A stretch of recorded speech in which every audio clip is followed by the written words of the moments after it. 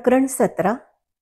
तुझ्या कामामधून तुझ्या घामामधून उद्या पिकल सोन्याचं रान.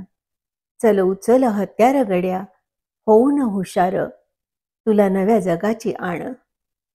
या विचाराचं प्रतिबिंब आपल्या प्रत्येक सहकार्यामध्ये दिसावं, त्यांना ह्या विचाराचं प्रबोधन करावं आणि त्याचवेळी एक सहज वैचारिक प्रेरणा त्यांच्या अंतर्मनात निर्माण व्हावी.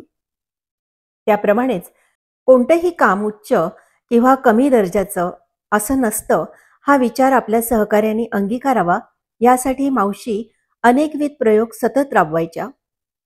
सगळे एकत्र आले तर एखादं अवघड कामही सहज सोपं होऊन जातं. ह्याची शिकवण त्या सहजपणे केलेल्या आपल्या कृतीतून, कल्पनेतून, एखाद्या उपक्रमातून सहकार्यांना द्यायच्या. हा मावशींचा स्वभाव विशेष होता.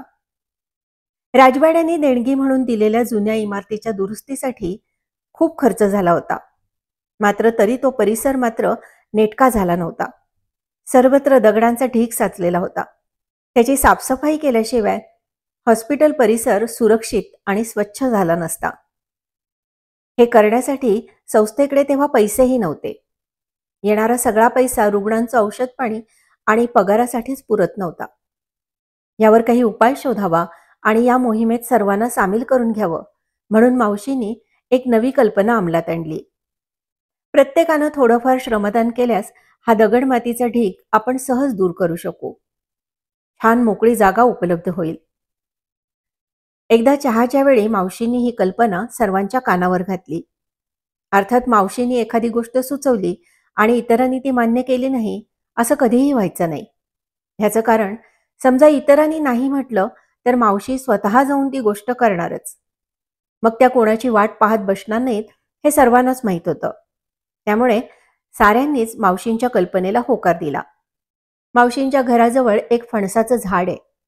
या झाडाजवळ एक घंटा बसवण्यात आली. ही घंटा बरोबर 10 वाजता वाजायची. ही घंटा होती मधली सुटी झाल्याची, म्हणजे काम थांबवण्याची. 10 वाजता प्रत्येकजण आपल्या कामातील सुटीच्या वेळेसाठी तयारच असायचा. घंटा वाजताच सगळे या फणसाखाली जमायचे.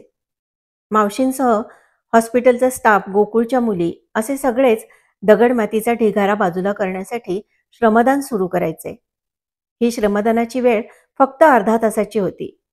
कोणी दगड उचलतंय आणि शेतावरून आलेल्या ट्रॅक्टरमध्ये टाकतंय, कोणी माती भरून दुसरीकडे टाकतंय.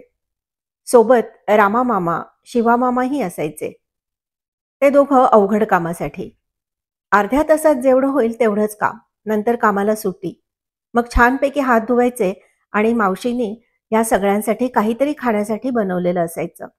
ते खाऊन चहा पिऊन पुन्हा सगळेजण आपल्या कामाला हॉस्पिटलमध्ये, तर गोकुळची मुलं गोकुळमध्ये परतत. असा हा कार्यक्रम चालायचा. त्यातून काही दिवसातच दगडमातीचा डोंगर रिकामा झाला आणि जागा स्वच्छ, नेटकी, मोकळी झाली. प्रत्येकाला समाधान मिळालं, ही जागा आपण मोकळी, स्वच्छ, नेटकी केल्याचं. मावशींचा कर्मावर फार विश्वास होता. कर्म करत राहायचं, तेही सेवाभाव जपत. सेवाभाव आला की फळाची अपेक्षा विरून जाते. आणखी एक गोष्ट ते आपल्या कृतीतून दाखवत, ती म्हणजे कोणत्याही भाकड कथा, रूढी परंपरा यात अडकायचं नाही. जे वास्तववादी असेल, विज्ञाननिष्ठ असेल त्यालाच प्रमाण मानत पुढे जायचं. त्याचवेळी सहकाऱ्यांच्या भावनांचा आदर करायचा. त्यांचा हाच दृष्टिकोन अनेकांना ह्या कामाकडे वळवायचा आणि कठीणातली कठीण कामं सहज सोपी करून टाकायचा. कोणताही भेदभाव न करता गरजवंतांच्या मदतीसाठी धावायचं आणि ग्रामजीवन सुकर समृद्ध करण्यासाठी स्वतःला त्या कामात झोकून द्यायचं असं एकदा ठरवलं की अनंत अडचणींचा सामना करत नवनिर्माण घडवता येतं, हेच मावशी आपल्या कृतीतून दाखवत गेल्या आणि लोकही त्यांच्या हाकेला ओ देऊ लागले. अर्थात ही किमया साधायला हळबे मावशी व्हावं लागतं आणि ते काम सोपं नसतं.